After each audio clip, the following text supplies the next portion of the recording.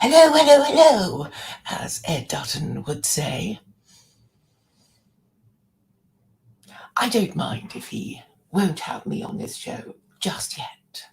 I think the fun will be in getting him to have me on his channel. I know his current position. It has been made quite clear. I don't accept it, though. I don't accept his reasons as being valid. I drafted these 20 questions. There are 23 now. I've just added 3 to my list of 20 when Felix Rex was soliciting questions to ask Ed Dutton because he was going to be on his show, and that was on Thursday, and I was on his Telegram group. I have a Telegram group. Why don't you join my Telegram group? Let me get you the link to my Telegram group. Hold on a minute.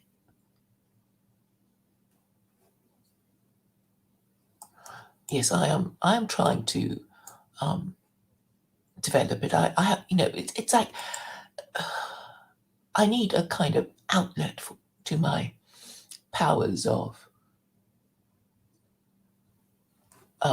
expression, my desire to express myself, and Facebook is just so terrible now that even I get caught out. I thought, if you just discuss ideas without mentioning groups or individuals, you get away with it, but no more. So there are actually subjects on Facebook that you can't discuss, and it's annoying to be put in jail for really quite petty reasons. And it's the algorithms, really. And it's the algorithms because they hit you so quickly, within minutes even. So I guess they kind of say, 2 words. If these words are found in a sentence, then zap the whole sentence and zap it for hate speech and kill it for. Well, it starts at 24 hours and 3 days and seven days, and then it goes up to 30 days, and then they have the additional punishment now of I didn't even know about it, like lowering in the rankings of the feed or something like that. So they are finding all kinds of ways to lower your status for saying hardly anything at all. And because I have this compulsion to express myself, I thought you might like to see me on Telegram.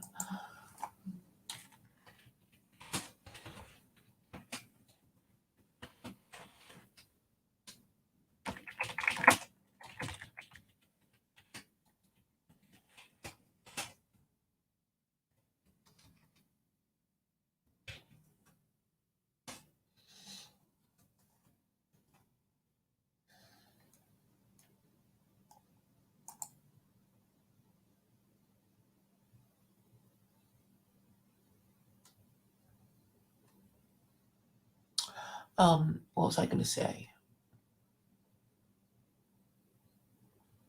So yeah, I was having a talk with a friend about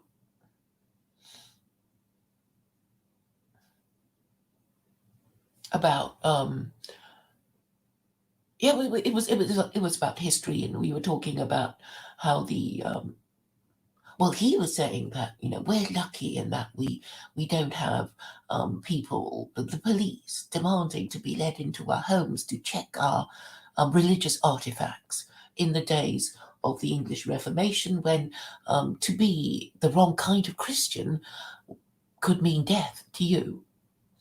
And I was saying to him, there is no need, because we're now so addicted to social media and the idea of expressing ourselves that we're quite happy to post our online diary for all to see.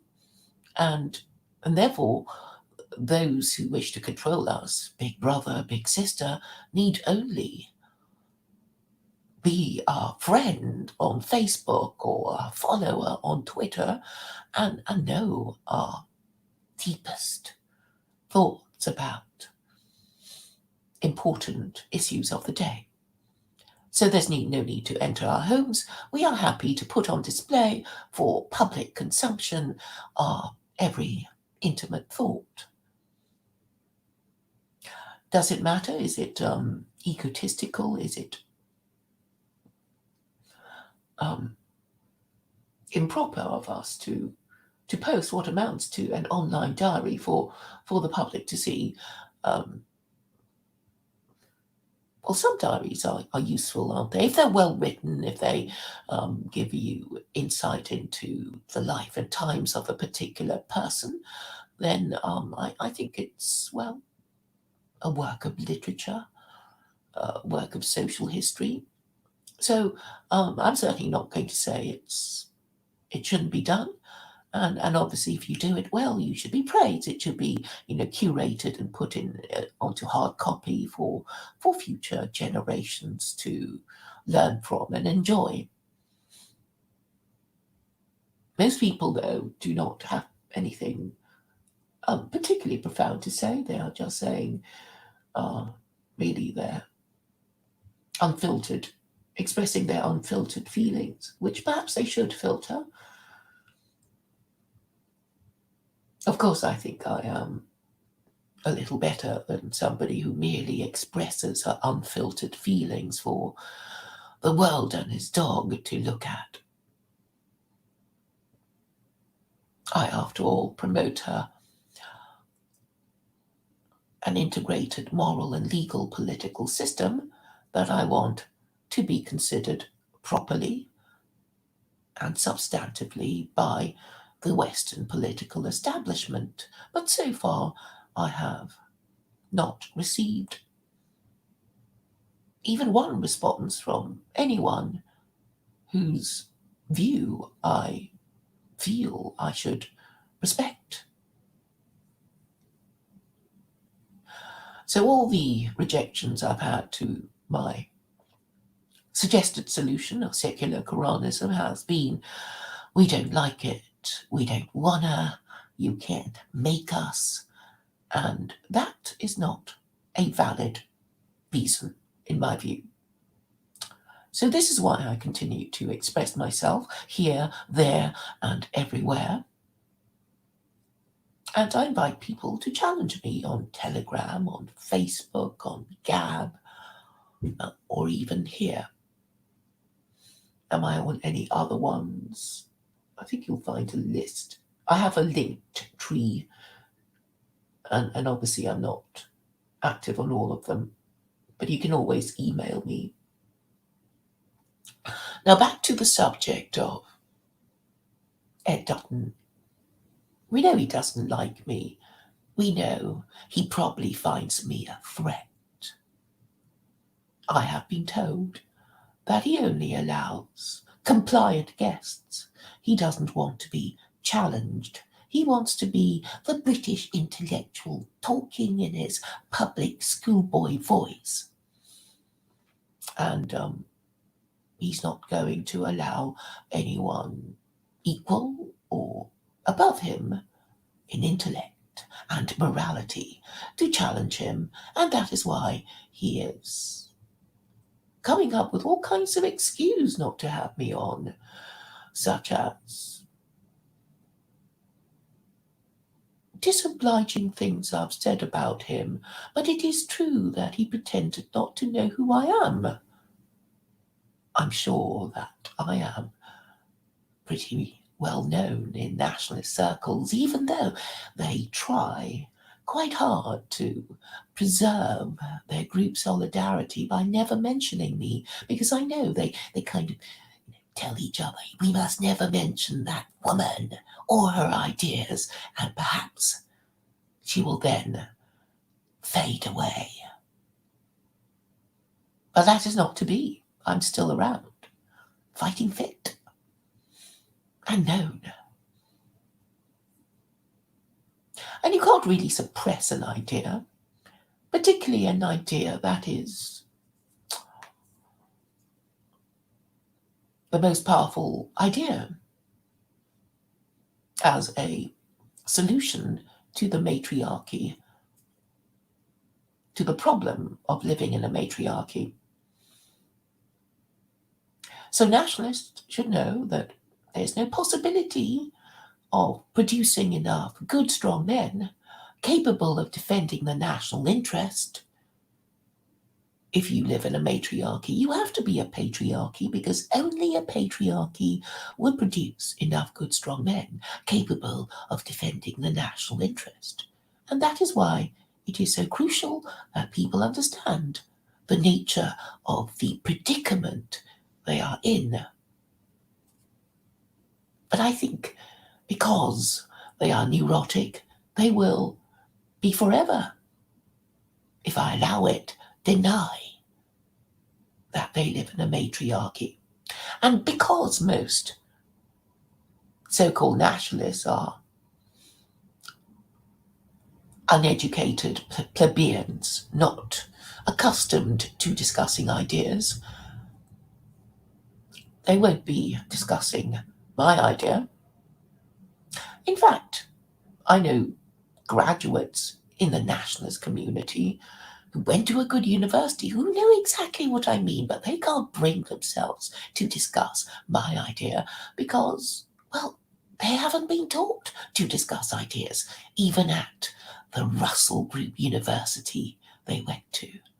It is, of course, disgraceful, but it can be explained by a kind of neurosis.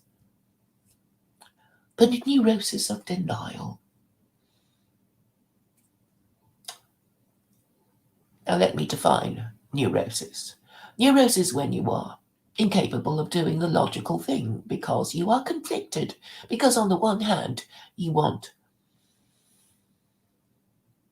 well, because you are in a catch-22 situation. And the catch-22 situation is basically this. Nationalists are always complaining about Jews and Muslims. And Jews and Muslims have a religion. And these nationalists who complain about Jews and Muslims are atheists and ex-liberals who hate Judaism and Islam. So the next step for them, which I will nudge them towards, is that if you can't beat them, then you have to join them. It's as simple as that.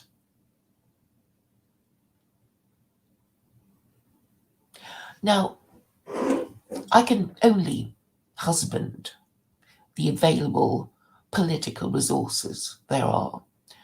Now, I don't think that much of Ed Dutton, really.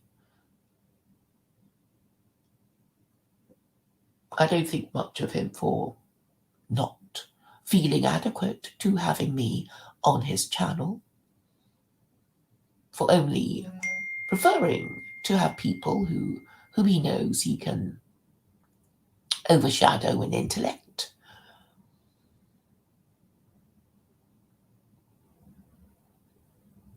I despise his intellectual dishonesty and his really rather predictable way of discrediting me.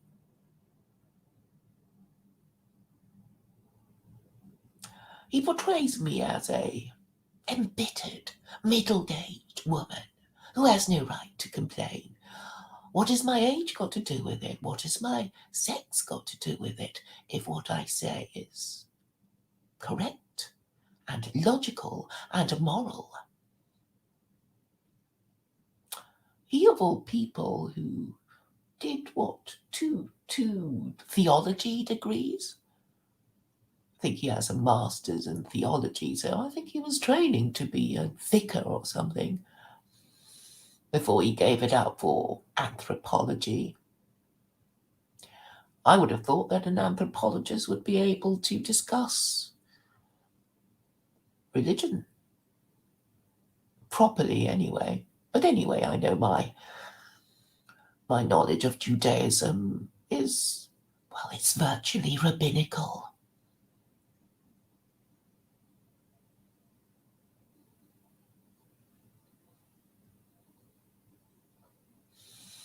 and I have some knowledge of Islam.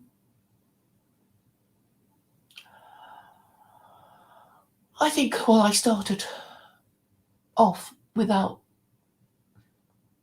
being generally known to be stupid. I find that my intellect has been sharpened by the study of these two religions. And when I think of how pathetically inadequate most people are in their thinking processes, it is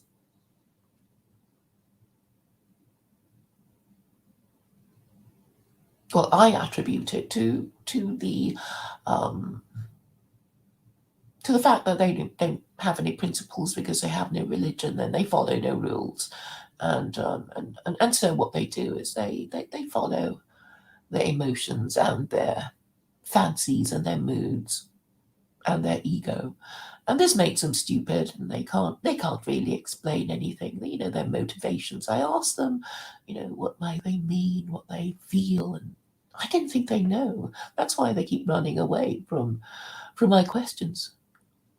And this isn't something that just afflicts, the liberal establishment. I know the liberal establishment can't really explain itself. If you question their fundamental principles and tear them apart, they're really exposed. So, but I'm afraid a lot of people who don't like liberalism haven't really thought through their ideas either. It is all based on uh, emotion that they haven't particularly analysed.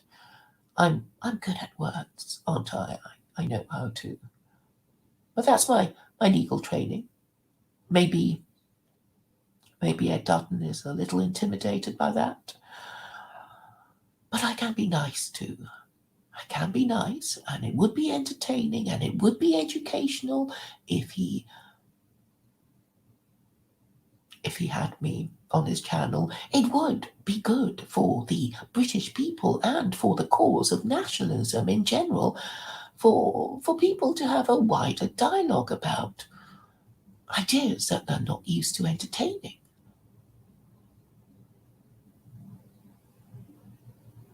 I have posted 23 questions in the description that I suggest would be of interest to his viewers and subscribers. And those of you who would like me on his channel, or at the very least have my ideas discussed by him or his guests, are very welcome to cut and paste my 23 questions for you to send to Ed Dutton in an email saying that you'd like me on his channel. But if he's too frightened, he should be able to discuss the topics that I have suggested at one remove. We can do that if, I'm too scary.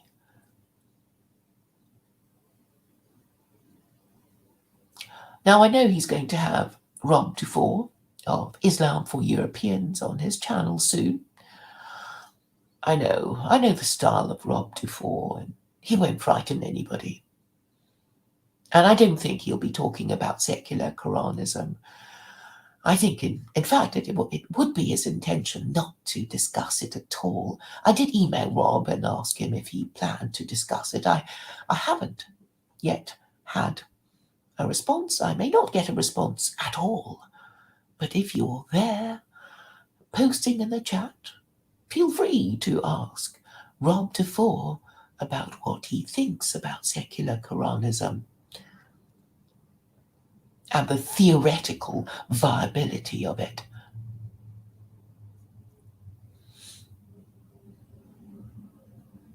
I don't think he will be challenging anyone very much. He'll just be saying, "Oh, us white converts in Canada, we need our own spaces to be ourselves. Otherwise, we'll be absorbed in the wider Asian culture of most of the Muslims in our country.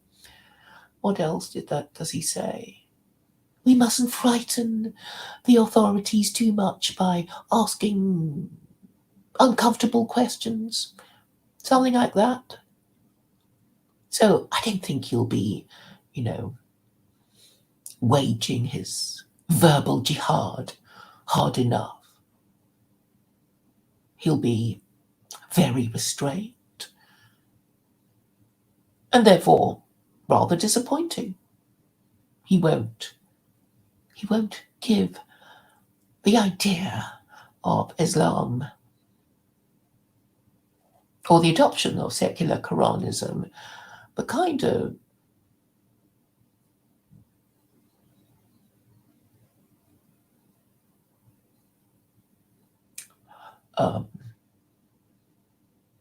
political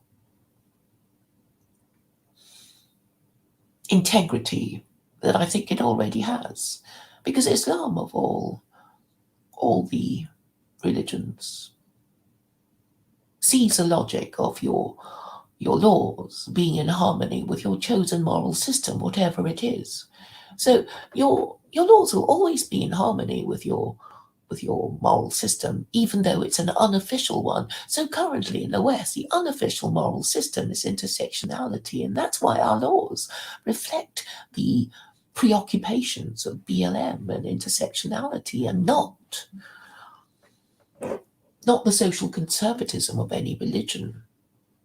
So, but Islam already sees that. It says, well, if you're choosing whatever your moral system is, if you're communist or fascist or liberal or socialist, your laws, if your ideology is in operation, will reflect whatever moral system it is.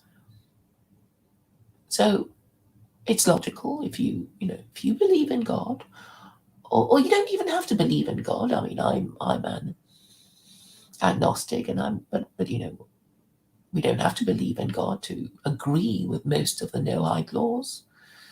If we have property, we don't want it stolen. If we have a life, we don't want to be murdered. If we have peoples whose sexual morality we might be concerned about, our spouse, our children, our parents, our community, we don't want them doing the things that we regard as sexual offences.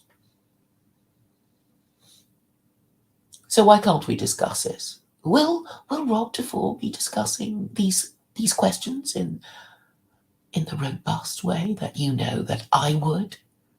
I don't think so. But Ed Dutton uses my age and my sex as an excuse. I suppose he's really saying that I have. It's not even my race or my sex. No, sorry. It's not even my age or my race that he's objecting to. He's objecting to my race. Perhaps you could ask him that question too when you're posting in the chat or the comments of that stream.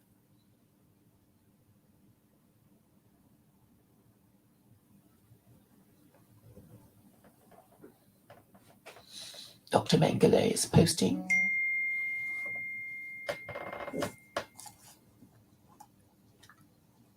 his usual rubbish. It's like he's going to hold on to his identity of anti-Semitism because that's his identity. He doesn't know anything else. If somebody who's been, it's like being gay or something. If you've been gay all your life, you're not. It's like, what am I going to do? You're not going to make me, take a wife and have children. They're not going to do that. So I know that there will be people who will just not, never admit that they're wrong because they spend all their lives being racist, anti-Semites, whatever it is. It's not just those things. It could be conservatives, a conservative or a liberal or whatever. So I'm here to change people's minds. And obviously,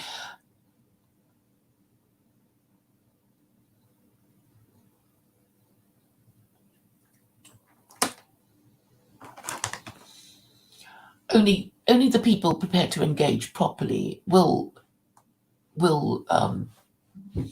submit to truth, logic, and morality. I mean, I know there are methods of engagement that are basically hit and run. There will be just accusations and smears, and then they will run away. It's guerrilla tactics. What I want is rational and honest discussion of the meaning of words, the soundness of proposals, and that sort of thing. So if you're not capable of that, then, I guess we won't progress beyond name calling and being YouTubers and just entertainment. And isn't it obvious that the system is already broken when I can't get the attention of anyone who is honest or honourable? The mainstream media won't platform me because they don't like my ideas and they have the power to exclude me. And it seems that these so-called nationalists with their bigger channels are opting to do exactly the same thing, using exactly the same tactic.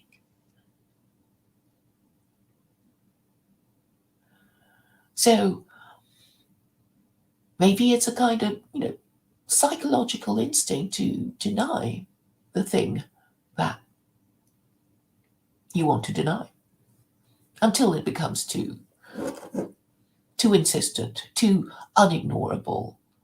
And if you all have the same pathology, and I do say pathology with conviction, because really, if you want to be a functioning society, you would have to submit to truth, logic, and morality.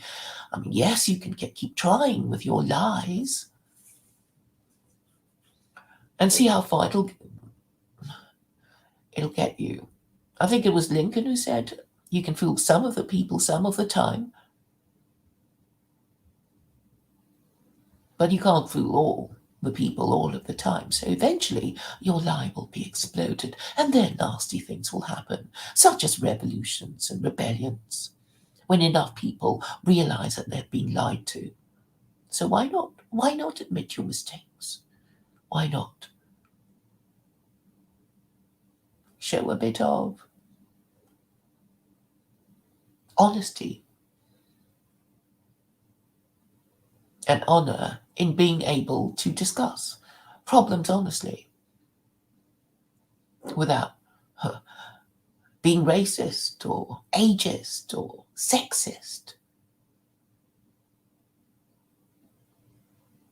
I mean, the pathetic reasons that he gave about not having me, saying I'm embittered. And what did he say? What did he say?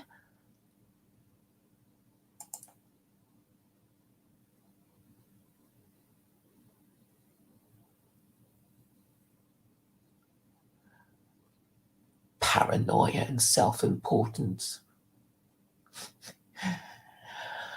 No, I'm not paranoid at all.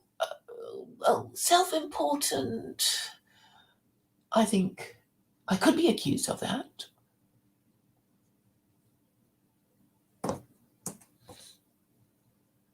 Maybe I'm guilty as charged. Well, then you can explode my self-importance then, can't you? I do have an important idea that would solve your problems if adopted. But if you disagree, you should be able to challenge me on that, right? So what about my idea that is, in theory, unworkable? Well, maybe you can say, well, Christianity ain't kaput, liberalism ain't kaput, we don't need your solution. Not today, thank you very much. Can you say that? Because what I found is that I get people saying, yeah, liberalism is kaput, Christianity is kaput. And then they say, oh, but we don't need Islam. And then they keep complaining about Muslims and Jews and blaming other people. But I'm saying, look, if you don't have a functioning moral system, then it'll just get worse. But they can't bring themselves to breach the taboo of feminism and the culture of casual sex, which has now become, well, sacred cows. It would be the culture of casual sex, feminism, and democracy. That would be the three sacred cows of this unholy trinity. What are my holy trinities? They would be truth, logic, and morality, and I'm endlessly prepared to discuss this with anyone, even Ed Dutton.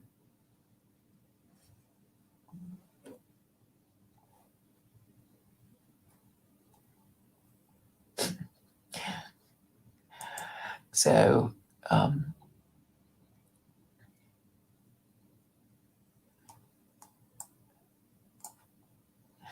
Rob Dufour, I'm sure you'll find him very pleasant. He's very pleasant and very inoffensive.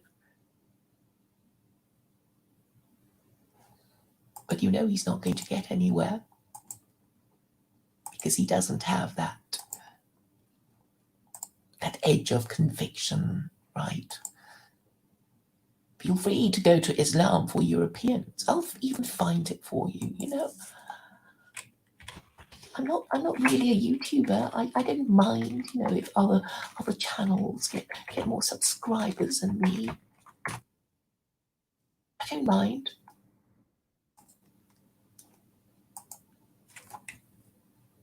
Go and have a look at Rob. Do you think he's going to be promoting? You won't be mentioning secular Koranism.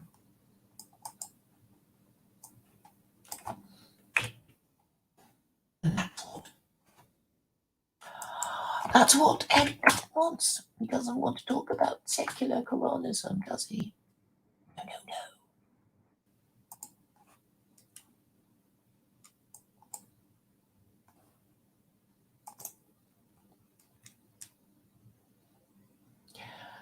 So Ed describes Rob as pleasant, engaging, whose channel people actually watch. Well, he has only 825 subscribers. And he says, you probably watch it because he's not me, and I'm a middle-aged woman moaning and judging others. Yeah, of course I judge others. I have to exercise judgment, and I have to point to the problem.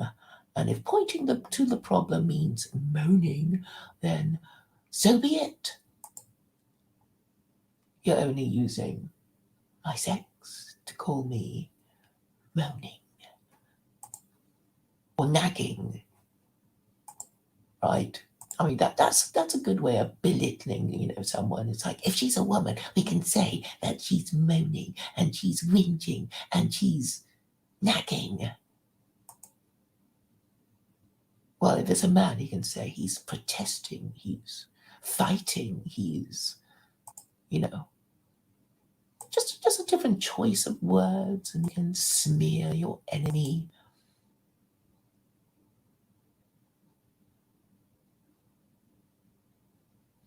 So I hope you enjoy Rob Dufour's appearance on Ed Dutton's channel, because Ed's not man enough to have me on his channel, is he? And maybe you might want to remind him of that. But if he were to ever have me on his channel, or if anyone else with a bigger channel than Ed Dutton wants to have me on, I'd be very happy to appear.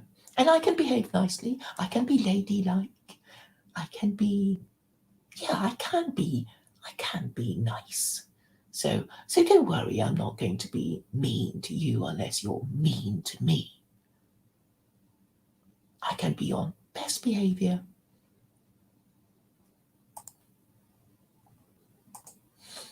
So I hope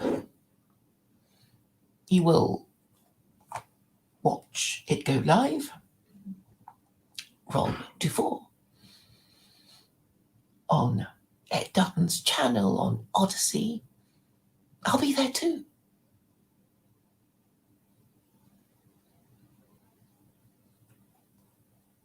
And in the meantime, if you want to be helpful to me, if you want more entertainment than Rob Dufour, and you really want me on Ed Dutton's channel, you can cut and paste all these questions and send it as an email saying you'd really, really, really like it if Ed Dutton had me on. And obviously, the more the better. The more of you do that, the more Ed will be put on notice that lots of people want me on his channel, and maybe if you're persistent enough, it will happen. Because persistence does pay off. I would say it's a masculine trait. It's also a tactic in courtship, particularly if she doesn't love you immediately, right? It's a game of attrition. You're just still there when, all the other ones that she fancied more have come and gone, and you're still there. And she knows she has no option but to take you, unless she really wants to miss the last bus out of spinsterhood. That's how it used to work. There's also a verse in the Quran that says, God is with those who are patient and persevere. They shall not fear, nor shall they grieve.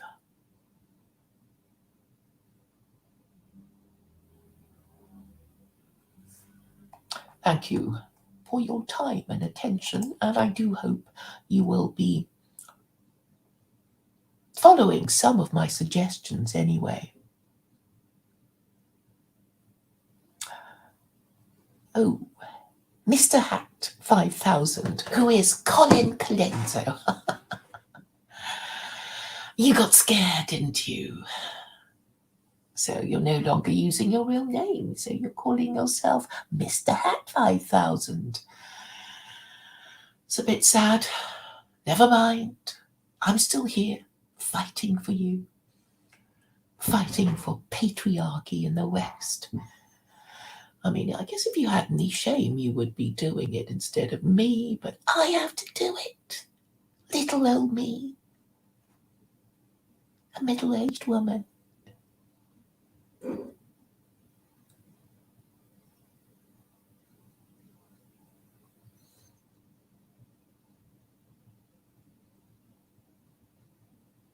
Stephen James. Why are you talking about stalkers? Yeah, the word stalking is like, what does it mean? It's taking an interest in the person is stalking. Okay, when people talk about stalking, I think of somebody in a deer stalker hat with a rifle, just sort of following this sort of deer around. I mean, actually following the person, it's like, well, looking someone up on the internet, it's like everybody does that. So I suppose they're just saying, oh, you're being a bit nosy, right? You're being a bit nosy. Mind your own business.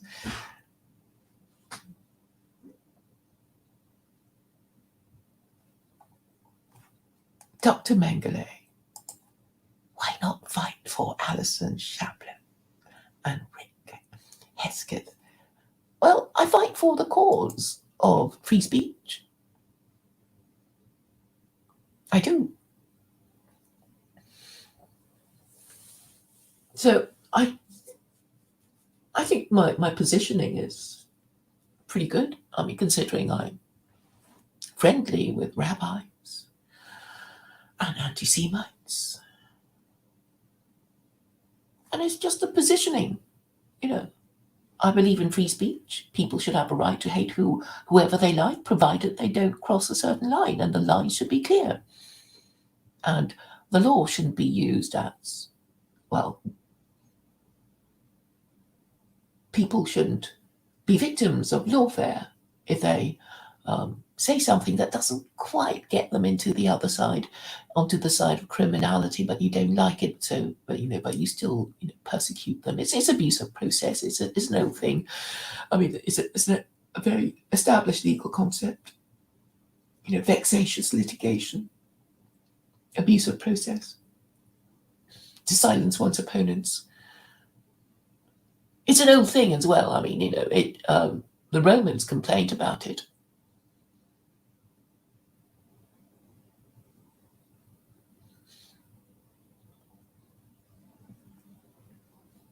But obviously, if you say controversial things, you're going to get yourself into trouble.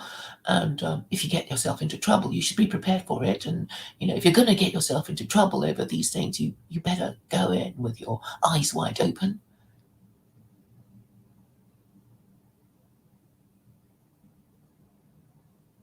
And, I really don't think you have anyone better than me to do it.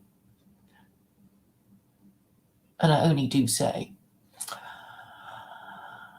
peaceful and legal things. I really do. I am selling secular Koranism to the Western political establishment, and all I want is for one of them to talk to me. I've even named names, but they just run away.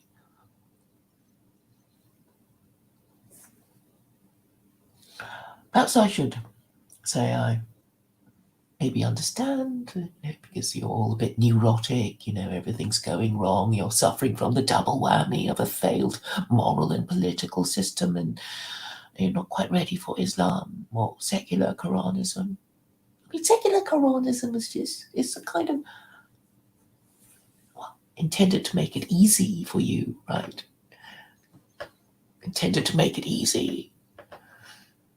So it should be considered by, a few religious leaders or something, but everybody's too scared, and I guess Ed Dutton's too scared.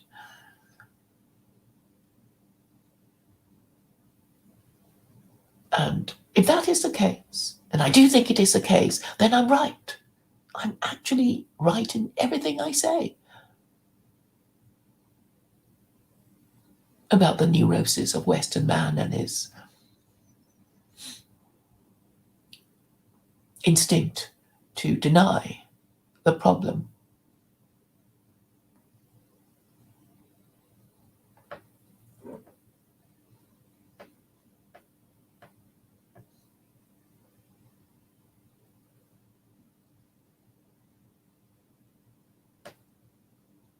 I don't know what you're talking about, Mr. Hat, Colin Colenso. Are you trying to say I'm ugly?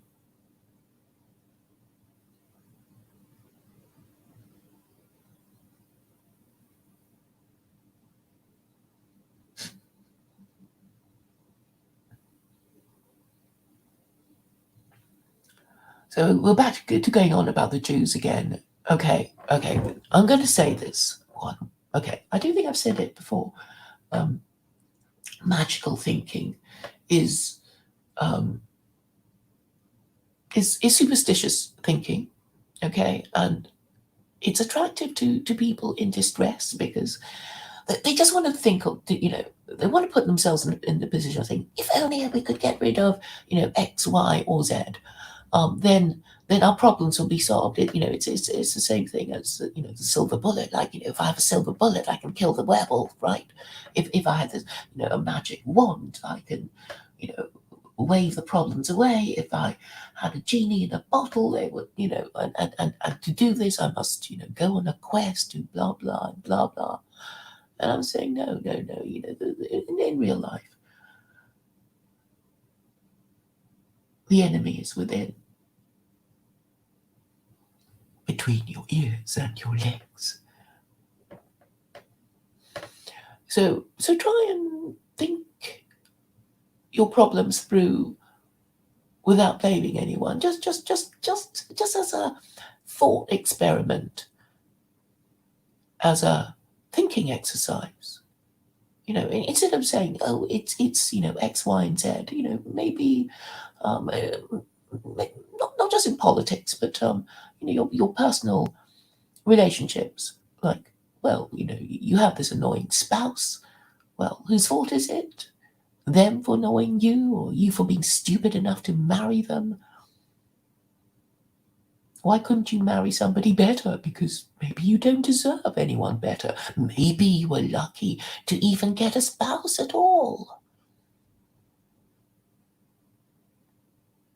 So try and think in a different way, because you're only going to get into trouble if you blame individuals and groups because of the way everything is rigged against you. And, I just might be able to lead you out of the thicket because I'm legally trained and I'm good with words while you are mostly uneducated plebeians.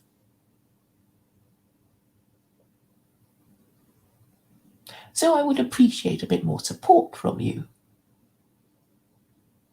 And you can show it by doing things that's well within your capacity, right? You can cut and paste these questions and put it in an email to Ed Dutton and tell him how much you'd like to have me on his channel.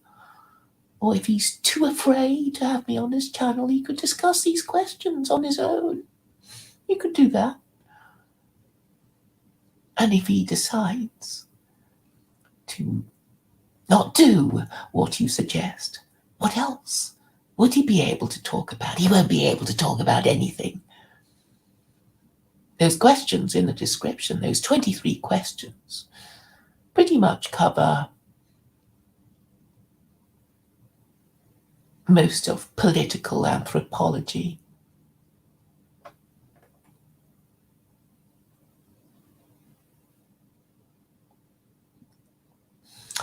All right, I've been nagging at you for nearly 50 minutes now. I'd better stop, hadn't I? Thank you for coming by and listening to the witterings of a middle-aged woman who is moaning and blaming others.